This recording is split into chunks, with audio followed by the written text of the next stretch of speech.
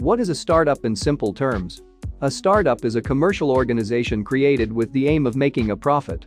The name comes from the English startup, that is, beginner, starting. There is no clear definition of a startup. Usually these are young companies that have existed for no more than 5 years. They are founded by one or more entrepreneurs to develop a unique service, product or service, and bring them to market. Notable startup examples are Wikipedia, the first online encyclopedia of its kind, and Amazon. All of these companies share a focus on innovation. These are small businesses, or even micro businesses, which have no more than 50, 100 people in the state. Do not have experienced managers or founders on the staff, mostly young employees, do not have direct government funding. These are always risky projects that need financial support to get started. Usually have no initial funding or have little funding. 100 startups. Startups strive not only to make money, but also to improve, simplify and make the life of other people more comfortable. That is, they are called upon to solve the problems that people face in everyday life. Not all newly formed companies are startups. They differ from an ordinary business from scratch in that they can receive financing not during work, but already at the idea stage. Decisions in a startup are made quickly, which makes it flexible. Since startups are mostly small businesses, they can be called more agile than large companies. More than 90% of startups fail, but the rest may become some of the most successful ventures in history, such as Microsoft, founded by Bill Gates, and Ford Motors, founded by Henry Ford. In the early stages, aspiring entrepreneurs may not generate income at all. At this time, they are busy with an idea that they develop, implement, test and sell. All this requires significant money. Many associate startups with young people, small businesses, phenomenal profits and various aggregators, applications and portals. In addition to programming, startups are often created in areas such as trade, marketplaces and others, financial technology, medicine, education, services, entertainment and leisure. In the coming years, according to most experts, artificial intelligence will be in the greatest demand in the startup field. There is also the concept of startup culture. Speaking of it, they usually mean working on modern projects and various tasks that can quickly bring profit and make the founders famous, and also represent a young team, a comfortable bright office with many different privileges from coffee to a masseur in the state, and, of course, no dress code. You have to understand that this is not always the case. What really does not raise doubts for many is that most startups are founded by very young people. Still, startups are of all ages.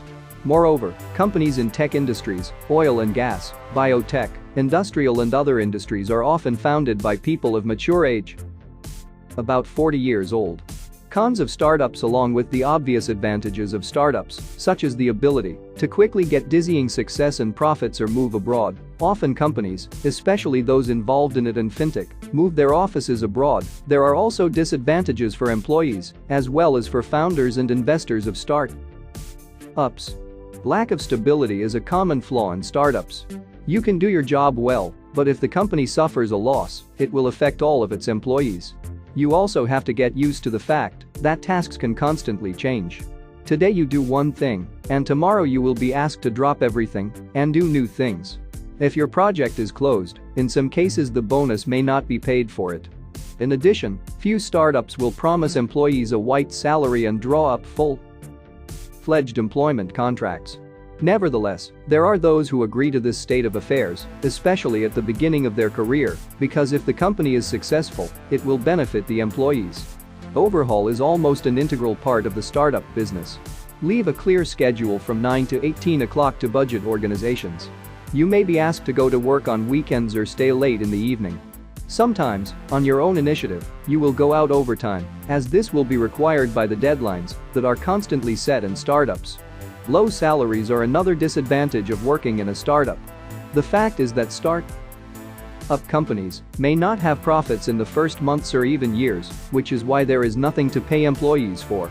Sometimes founders may offer a share in the company instead of a salary, and even get approval, as many go to work for a startup without a budget, hoping that their income will increase with the success of the company. Even so, the startup may be bound by large financial obligations.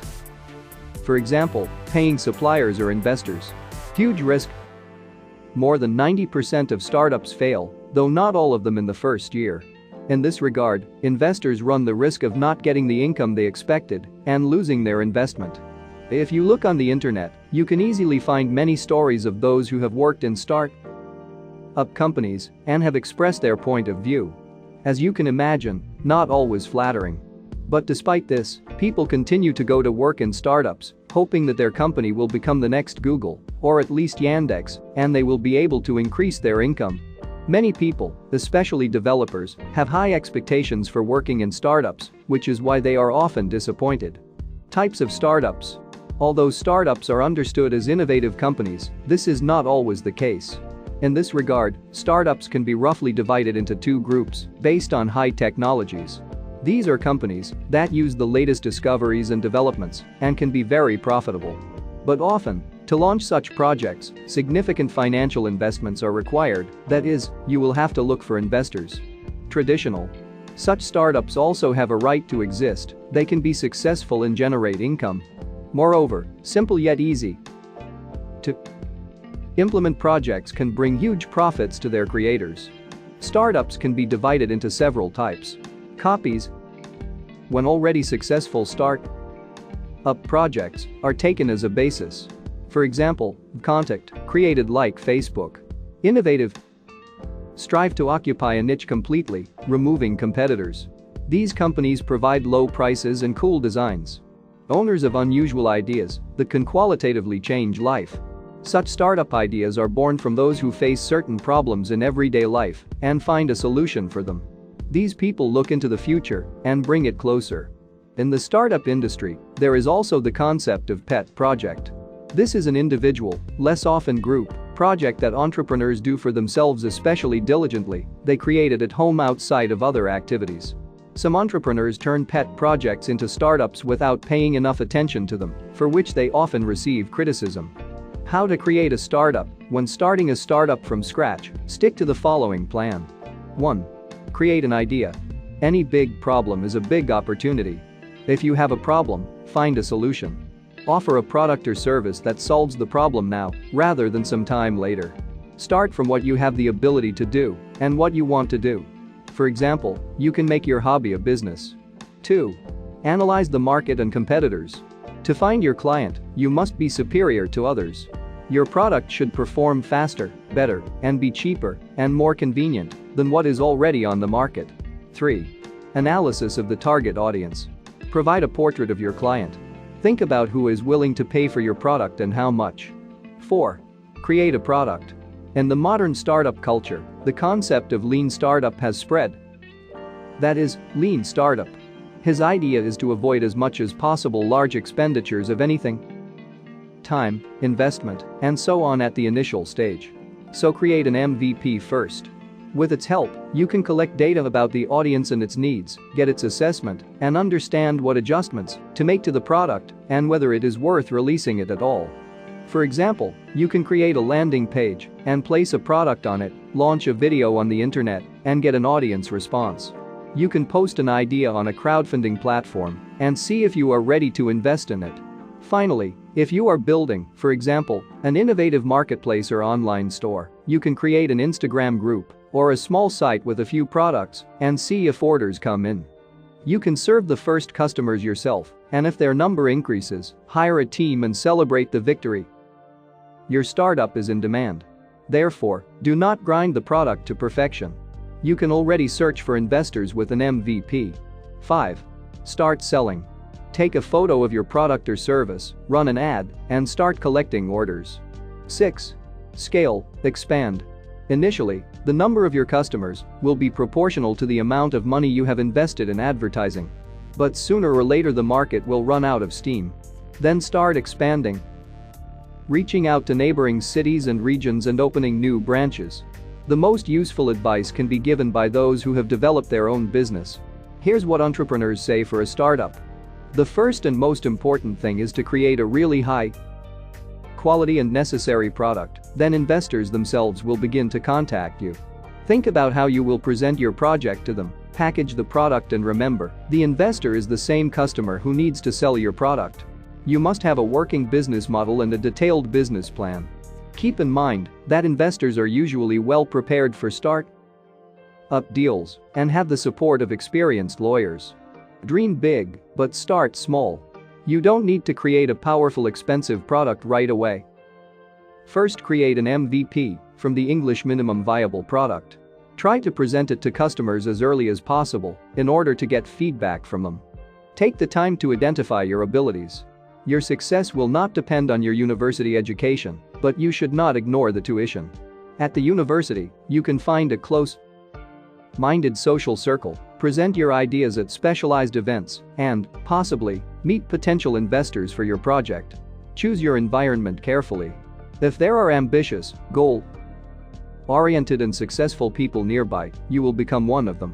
And vice versa. Take care of the business reputation of the startup and its founders. Show the potential for the growth of the project, talk about it more often, speak with it at specialized events, work on the recognition of the product. Become an opinion leader whenever possible. Many are still skeptical about the concept of personal brand, but in vain. Start a blog on social networks, tell about yourself, your background and project. Investors often invest in a person rather than a specific business plan. By the way, that's why the first investments are often easier to get from friends or relatives who know you well. Follow trends, but create a company that will last a long time. Open a business that can be multiplied. Scaling is the hallmark of startups. Create a company with an eye on the whole world at once. He is your potential market. Believe in your idea without paying attention to skeptics. Find mentors, those who have already started successful companies. Learn from them, enlist their support. At the very least, follow them on social media, especially Twitter and Facebook. If you are already opening an office of your company, think carefully about where to place your startup. Try to be in the heart of the startup community, in co-working spaces or downtown. In terms of cities, most of the fastest growing startups are located in San Francisco, New York, Tel Aviv, London, and Berlin. However, a startup with a site with traffic and even small sales is likely to gain more credibility than one with only an interesting idea. You can start a startup at any age, but remember that the sooner you start, the sooner you will succeed. Make mistakes and fix them. How to name a startup. The correct company name is very important. This will often be the first thing that potential customers hear about you, so with your name, help them understand what you do, what is the idea, mission and style of your product. It is a common truth. The name should be remembered. Then it will be easier for people to find you and choose you from among the competitors. Ideally, use just 6-12 letters. Short names of 1-3 syllables are easy to pronounce and remember, which means people will be more likely to share information about your company. You also have to choose a domain. This is an important part of marketing your company.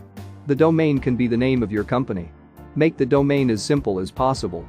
Difficult spelling will weed out many clients who mistakenly type a domain in the search and will not find you. Try to start the name with the first letters of the alphabet so that it appears at the top of the directory, that is, a site that contains a list of companies and can be a source of referrals to your page. The numbers in the domain will help make it shorter and cheaper. It's the same with the app you create for Apple or Android.